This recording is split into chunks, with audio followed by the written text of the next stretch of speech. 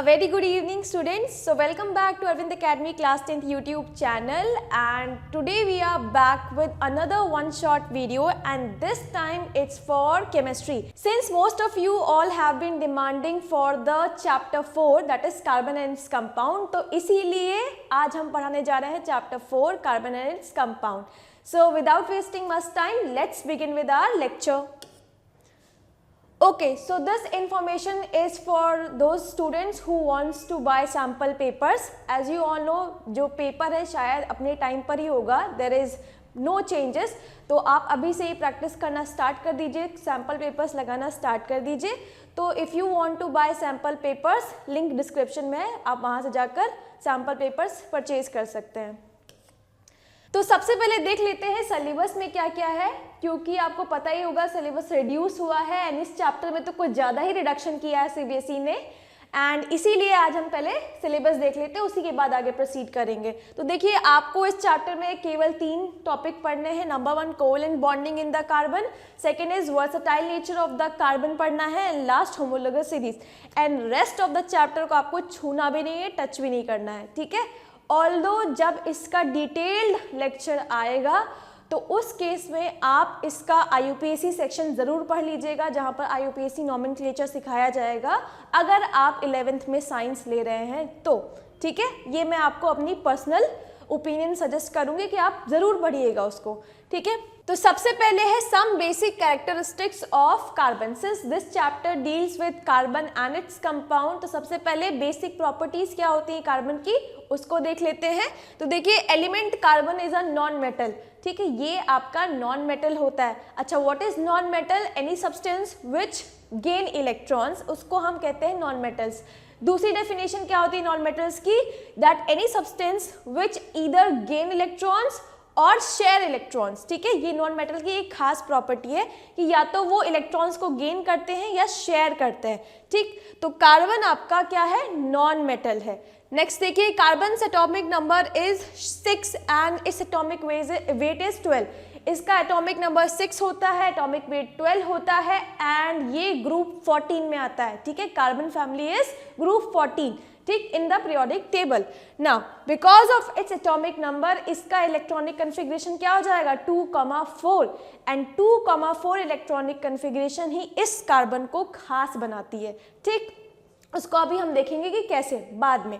Next, the percentage of carbon in earth crust is, हमारे earth crust में carbon का जो परसेंटेज है बहुत ही कम है, बहुत ही कम आपकी कार्बन अवेलेबल है, ठीक है. देखिए, 0.02% मिनरल के फॉर्म में प्रेजेंट है एंड एटमॉस्फेयर में उस 0.03% है, ठीक है. इतना कम अमाउंट है. अच्छा, नॉन मेटल्स एंड मेटल्स वाले चैप्टर में आपने ज़रूर पढ़ा होगा सबसे ज़्यादा एटमॉस्फेयर में कौन सी गैस प्रेजेंट होती है? ऑक्सीजन गैस 50%, ठीक है. कार्बन डाइऑक्साइड का कंटेंट एटमॉस्फेयर में बहुत ही कम होता है, 0.03%. सो नाउ क्वेश्चन इज कि हमें फिर ये कार्बन डाइऑक्साइड मिलता कहाँ से है? तो आंसर इज कि all the living beings when undergo respiration releases carbon dioxide. तो हमारे बॉडी में रेस्पिरेशन होता है, रेस्पिरेशन में आपका कार्बन डाइऑक्साइड रिलीज होती है. तो इसीलिए कोई भी लिविंग बीइंग को कार्बन डाइऑक्साइड की कमी नहीं पड़ती है, ठीक है. अब एक और चीज़, कार्बन हमारे लिए खास क्यों है? क्योंकि हमारी खुद की बॉडी भी कार्बन से ही बनी हुई है, ठीक है. जो फूड हम खाते हैं उसमें भी कार्बन और उसके कंपाउंड ही है, ठीक है. Protein is a carbon compound, carbohydrate is a carbon compound, fat is a carbon compound. तो दैट इज वाई कार्बन का हमारी लाइफ में बहुत ही ज़्यादा इंपॉर्टेंस है. तभी तो हम कार्बन एंड इट्स कंपाउंड को ऑर्गेनिक केमिस्ट्री में पढ़ते हैं. ऑर्गेनिक मतलब क्या होता है? लिविंग थिंग से रिलेटेड, ठीक है. ये हर एक लिविंग बीइंग के अंदर प्रेजेंट होता है, ठीक है. तो carbon is very important for us. All living things, plants and animals are made up of carbon and its compound. अभी मैंने आपको बताया it always forms covalent bond. इसको अभी हम थोड़ी देर में जानेंगे कि क्यों होता है, एंड इसका रीजनिंग मैं अभी आपको बता दूं. इसका जो भी ये फीचर है वो इसकी एटॉमिक नंबर की वजह से, ठीक है. पीरियोडिक टेबल में आपने पढ़ा होगा, नहीं भी पढ़ोगे तो आगे पढ़ाया जाएगा आपको कि the properties of the element is a periodic function of their atomic number. मतलब जो भी प्रॉपर्टीज कोई एलिमेंट शो करता है वो एंटायरली उसके एटॉमिक नंबर पर डिपेंड करती है. क्योंकि इसका एटॉमिक नंबर 6 है, इसीलिए ये कोवलेंट बॉन्डिंग में पार्टिसिपेट करता है। अभी हम थोड़ी देर में जानेंगे क्यों, ठीक है। Now next is allotropes of carbon.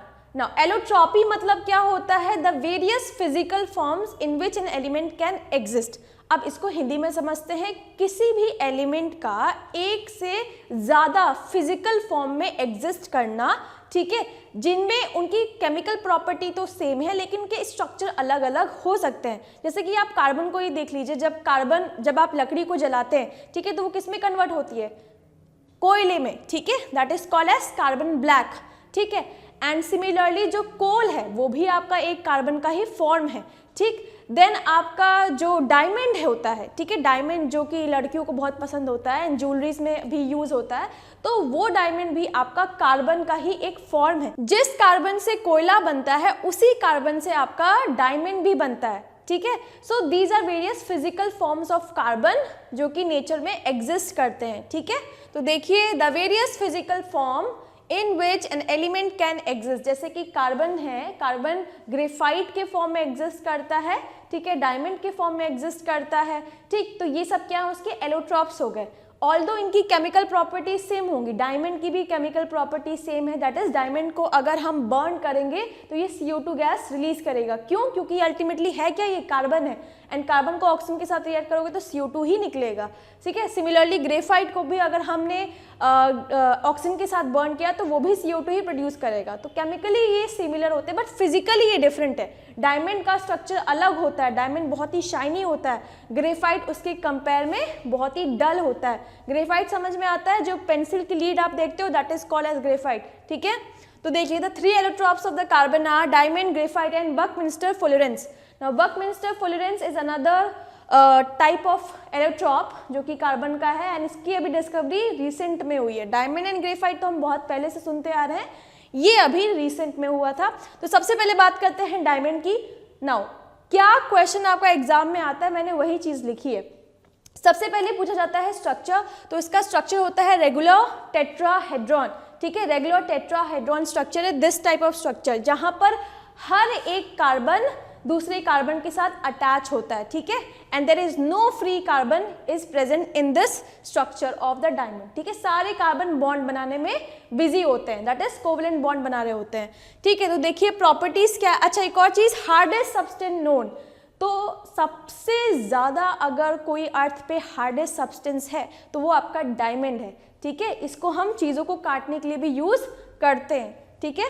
Now next आते हैं properties. Now it is a very bad conductor of electricity. बहुत बार ये क्वेश्चन आता है कि why it is a bad conductor of electricity, क्योंकि इलेक्ट्रिसिटी को फ्लो कराने के लिए चाहिए होते हैं इलेक्ट्रॉन्स एंड सिंस कार्बन के चारों इलेक्ट्रॉन जो होते हैं वो बिजी होते हैं बॉन्ड बनाने में, तो there is no free electrons and hence they can't produce electricity, ठीक है। तो जब इलेक्ट्रॉन फ्लो ही नहीं करेंगे तो इलेक्ट्रिसिटी भी आपकी नहीं जनरेट होगी, ठीक है। तो bad conductors of heat and electricity भी होते हैं। हीट के लिए भी आपको इलेक्ट्रॉन्स चाहिए, इलेक्ट्रिसिटी के लिए भी चाहिए, बिकॉज इन डायमंड क्रिस्टल, देखिए डायमंड का क्रिस्टल है, हर एक कार्बन एटम जो होता है वो लिंक होता है अदर 4 कार्बन एटम से। एक कार्बन जो है बाकी 4 कार्बन से लिंक होते हैं, hence all the 4 valence electron, valence electron मतलब जो कि आउटर मोशन में जो 4 इलेक्ट्रॉन है वो आपके कार्बन एटम के यूज हो रहे हैं बॉन्डिंग में।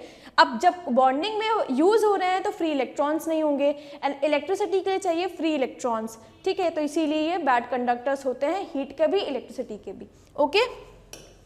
Next is graphite.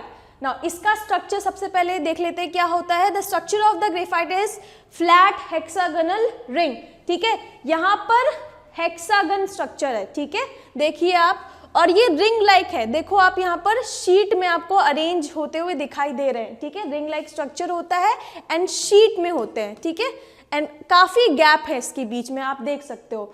नेक्स्ट देखिए, each carbon atom is join to other, यहाँ पर एक कार्बन जो होता है वो 3 कार्बन एटम्स के साथ ज्वाइन होता है, ठीक है। दैट इज हमारे पास एक कार्बन यहाँ पर फ्री है, ठीक है।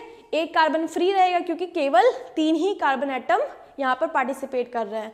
सो देखिए प्रॉपर्टीज, द वेरियस लेयर्स, देखो पहली लेयर, दूसरी लेयर, तीसरी लेयर, यहाँ पे आपको कई सारी लेयरिंग दिखाई दे रही है, ठीक है। तो the various layer of carbon atom in graphite are quite far apart, and ये लेयर देखो आपस में कितनी दूर दूर है कि नहीं, इस तरीके से। तो ये दूर होने की वजह से क्या होता है, इनके बीच में, जैसे देखो यहाँ पे जो बॉन्ड लगे हुए हैं ये तो कोवलेंट बॉन्ड है, लेकिन इस और इस रिंग के बीच में कोवलेंट बॉन्डिंग नहीं है। एंड अगर कोवलेंट बॉन्डिंग नहीं तो दैट मीन्स वो जो ये दो रिंग हैं इनके बीच का अट्रैक्शन बहुत ही वीक होगा, ठीक है।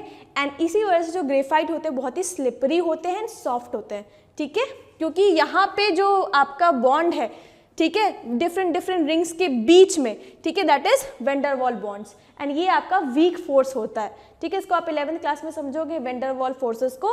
तो अभी आप समझ लीजिए ये जो कई सारी रिंग्स आपको दिख रही, इनके बीच में इंटरैक्शन जो हो रहा है वो वैन डर वाल फोर्सेस के थ्रू हो रहा है, जो कि वीक है। That makes the graphite very slippery and soft. जबकि डायमंड कैसे होते हैं, हार्ड होते हैं, ठीक है, क्योंकि सारे एटम्स एक साथ चिपके हुए होते हैं पास में, ठीक है, कोवलेंट बॉन्डिंग होती है उसमें केवल, ठीक है।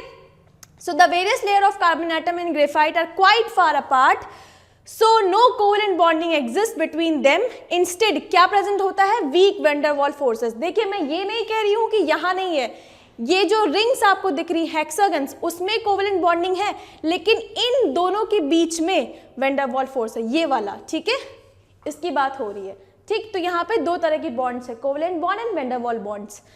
अब वैन डर वाल जो फोर्सेस होते हैं वो वीक होते हैं, due to which they can slide over. तो ये रिंग देखो इस तरह से ये स्लाइड कर सकते हैं, जिसकी वजह से ये कैसे हो जाते हैं, स्लिपरी एंड सॉफ्ट हो जाते हैं। तो ये इसकी पहली प्रॉपर्टी। दूसरी प्रॉपर्टी देखिए, since only 3 carbon atom links in graphite crystal, एक कार्बन एटम 3 ग्रेफाइट एटम से कार्बन एटम से लिंक है, इसीलिए यहाँ पर एक वैलेंस इलेक्ट्रॉन खाली रहता है, ठीक है, क्योंकि कार्बन में कितने इलेक्ट्रॉन होते हैं, 4।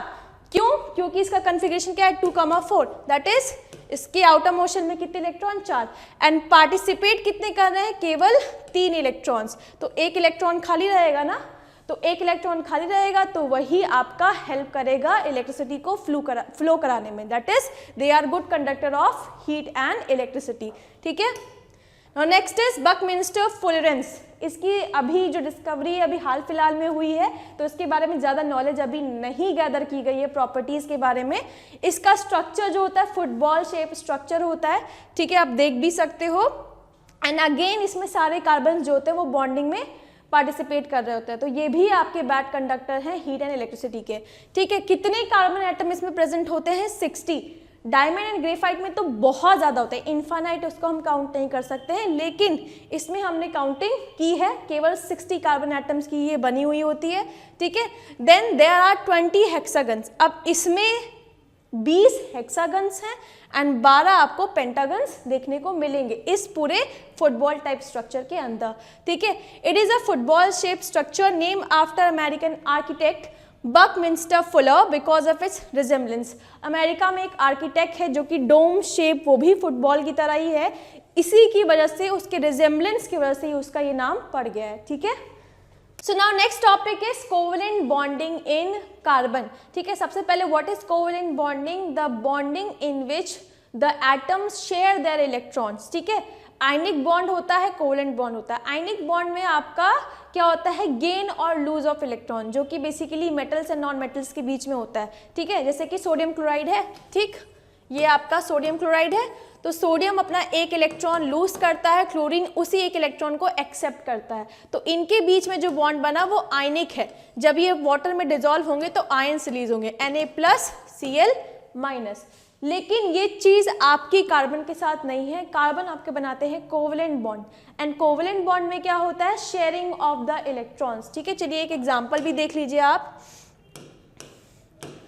जैसे कि लेट अस अज्यूम CH4, ठीक है, ये मीथेन है, इट्स अ कार्बन कंपाउंड, ठीक। तो कार्बन के आउटर मोशन में कितने इलेक्ट्रॉन्स होते हैं, 4, ठीक है, 4।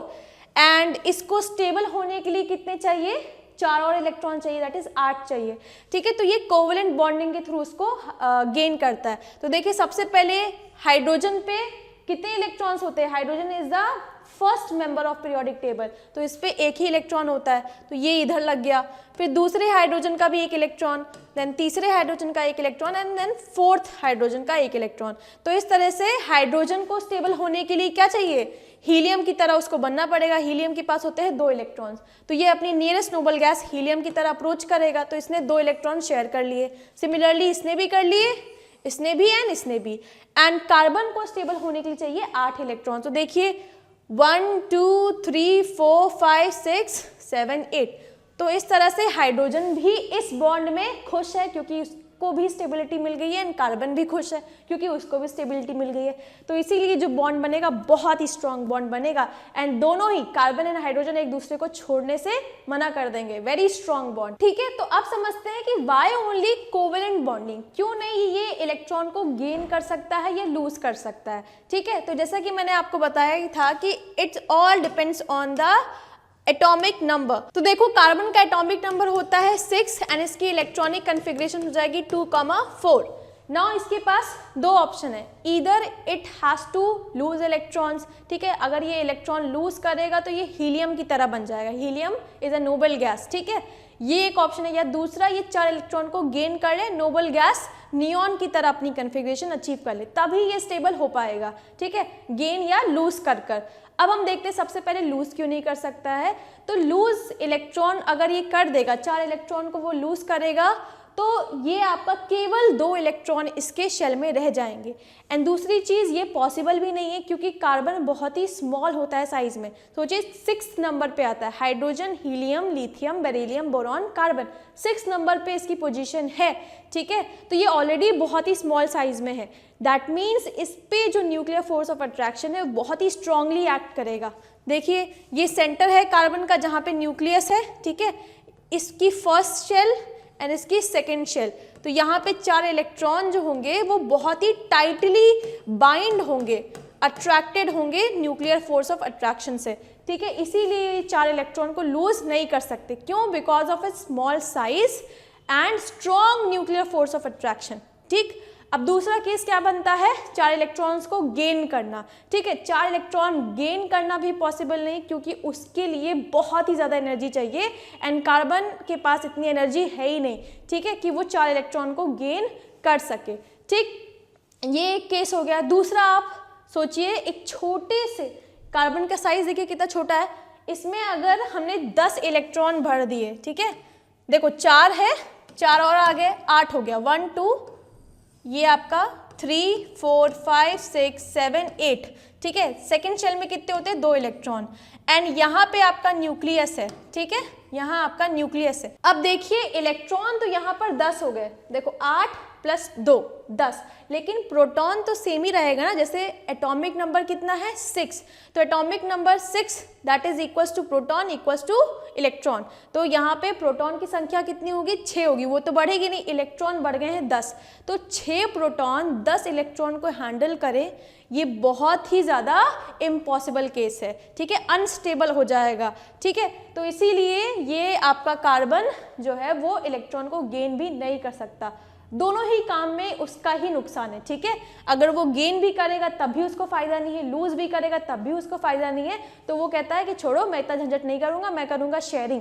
ठीक है, मैं खुद भी खुश रहूंगा, मेरे साथ वाले को भी खुश रखूंगा। ठीक है, तो इस तरह से वो करता है। तो देखिए सबसे पहले carbon on its own is very small in size, due to which electrons in outermost shell are strongly held by nuclear force of attraction, hence it cannot lose 4 electron. ठीक, दूसरा आइए, carbon can also not accept 4 electrons because that will require a lot of energy, बहुत energy चाहिए, एंड ये छोटा सा carbon incapable है इतनी एनर्जी के लिए। ठीक है, and also it will be highly unstable, बहुत ही अनस्टेबल होगा कि 6 प्रोटॉन 10 इलेक्ट्रॉन को संभाल रहे हैं। ठीक है, तो इसीलिए ये दोनों ही चीज़ इसमें नहीं होती है, एंड कार्बन कहता है कि हम करेंगे कोवेलेंट बॉन्डिंग में पार्टिसिपेट, जहां मैं अपने इलेक्ट्रॉन्स की शेयर करूंगा। ठीक है, तो इस तरह से कोवेलेंट बॉन्डिंग का कॉन्सेप्ट कार्बन में आया।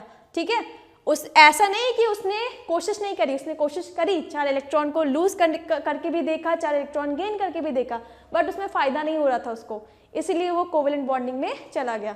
ठीक है, now next is versatile nature of carbon. अब यहाँ पर जो वर्सेटैलिटी मिल रही है वो अगेन उसके एटॉमिक नंबर की वजह से मिल रही, उसके जो यूनिक एटॉमिक नंबर जिसकी वजह से उसका कन्फिग्रेशन क्या हो जाता है 2,4।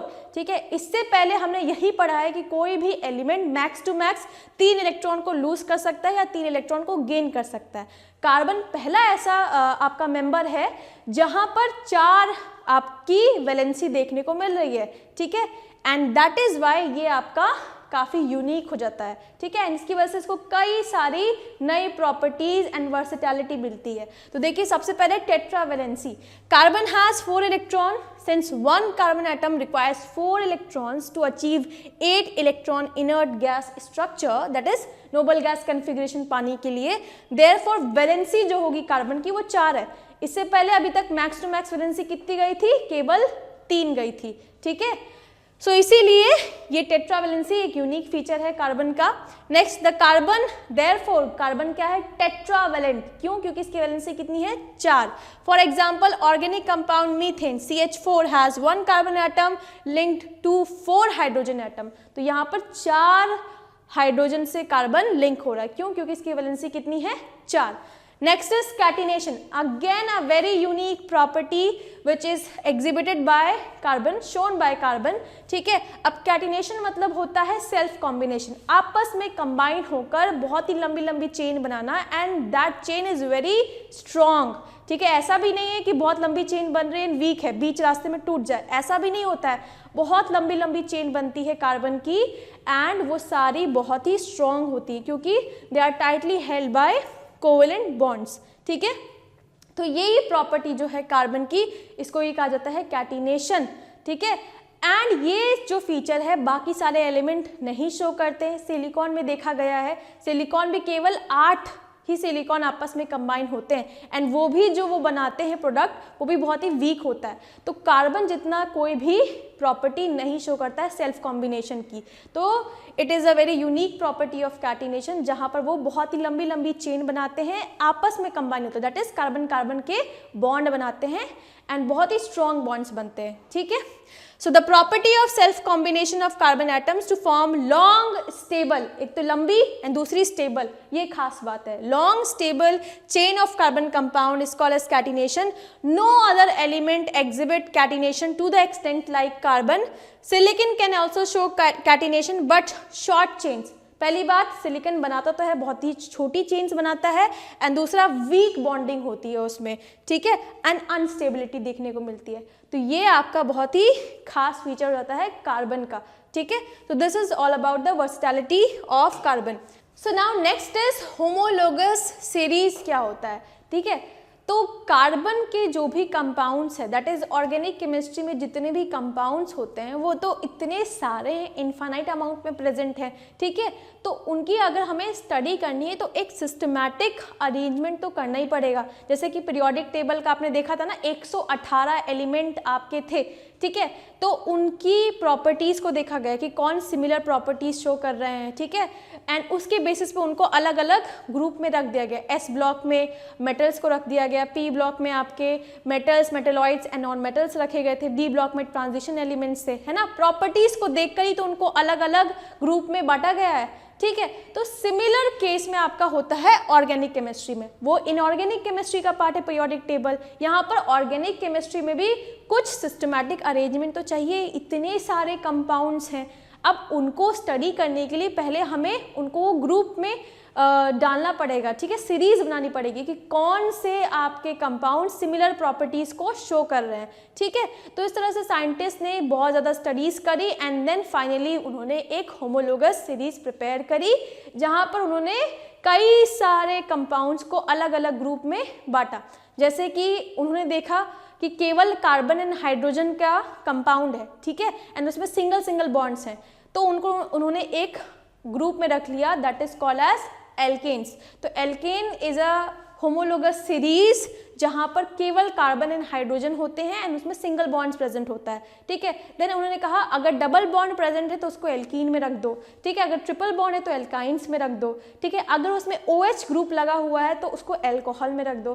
तो इस तरह से उन्होंने कई सारे ग्रुप क्रिएट किए डिफरेंट डिफरेंट ऑर्गेनिक कंपाउंड्स के। ठीक है, प्रॉपर्टीज की स्टडीज कर। ठीक, तो देखिए a homologous series is a group of organic compound, ये क्या है, ऑर्गेनिक कंपाउंड्स का ग्रुप है, having similar structure and similar chemical properties. Obviously बात है, केमिकल प्रॉपर्टीज सेम है तभी तो उसको एक ग्रुप में डाला गया है, एंड स्ट्रक्चर भी सिमिलर ही है, जैसे कि एल्केन में सबके सब सिंगल बॉन्ड होता है, ठीक है, एंड एल्काइन में सबके सब ट्रिपल बॉन्ड, एल्कीन में सबके सब डबल बॉन्ड, ठीक है, इसीलिए सिमिलर होते हैं स्ट्रक्चर में एंड केमिकल प्रॉपर्टीज में। अब दूसरी चीज क्या लिखी है, सक्सेसिव कंपाउंड जो होता है यहाँ पर वो डिफर करता है CH2 ग्रुप में, मतलब कि जैसे पहला मेंबर है एल्केन का CH4 मीथेन है, ठीक है, दूसरा मेंबर है इथेन C2H6। तो अगर हम सक्सेसिव मेंबर को देखो यहाँ पर, ये C2H6 को पहले वाले से सब्ट्रैक्ट करें, देखो C2H6 CH4, तो 2 में से 1 गया 1, 6 में से 4 गया 2, ठीक है, दैट इज कार्बन की संख्या यहाँ पे हो गई 1, हाइड्रोजन की हो गई 2। देखो CH2 में डिफर कर रहे हैं कि नहीं। सिमिलरली आप देखो 4 - 3 1, that is C, and 10 - 8 2 CH2। तो यहाँ पे जो सक्सेसिव मेंबर होता है, मतलब आगे वाला मेंबर पीछे वाले मेंबर से CH2 ग्रुप में आगे होता है, ठीक है, डिफर करता है। तो इस तरह से आप खुद से भी लगाकर देख सकते हो, ठीक। So the various member of that series, अब इनके जितने भी मेंबर्स होते हैं, देखो ये आपकी है होमोलोगस सीरीज एल्केन की, एंड इसके हर एक मेंबर को कहा जाएगा होमोलोग्स, ठीक। So example of homologous series, all alkane have similar structure, ठीक है, एंड उसमें केवल 1 बॉन्ड होता है, ठीक है, कार्बन एंड हाइड्रोजन के बने हुए होते हैं, एंड सिंगल बॉन्ड होता है उसमें, एंड उनकी केमिकल प्रॉपर्टीज भी सेम होती हैं, एंड इसीलिए उनको एक ग्रुप मिला है होमोलोगस सीरीज के अंदर। तो यहाँ पे आपको होमोलोगस सीरीज दी गई है एल्केन की, एंड जब साइंटिस्ट ने होमोलोगस सीरीज बनाई उसका जनरल फॉर्मूला भी उसके साथ में दिया था ताकि स्टडीज और भी आसान हो सके। जैसे कि अगर आपको कोई पूछे कि एल्केन में अगर 8 कार्बन हैं तो बताओ उसका फॉर्मूला क्या होगा, तो आपको उसका जनरल फॉर्मूला पता ही है होमोलोगस सीरीज में। तो कार्बन की संख्या अगर 8 है तो यहाँ पे H का फॉर्मूला क्या होता है 2n+2। देखो ये n मतलब है नंबर ऑफ कार्बन, कार्बन की संख्या 8 है तो 2 × 8 दैट इज 16 +2 कितना होगा, 16 + 2 कितना होता है 18, that is C8H18।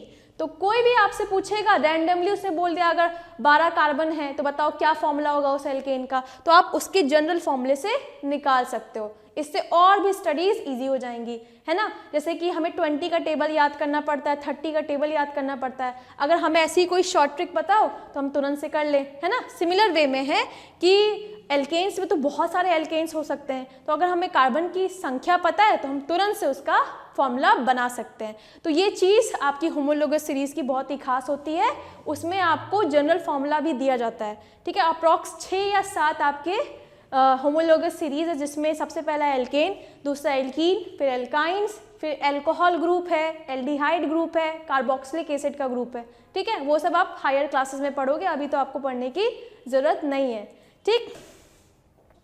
So with this हमारा ये चैप्टर यहीं पर एंड होता है, एंड आई होप आपको ये चैप्टर अच्छा लगा हो। पसंद आने पे do like, comment and share, and हम मिलते हैं नेक्स्ट वीडियो में बहुत ही जल्द। Wish you all the very best and have a very good day. Thank you.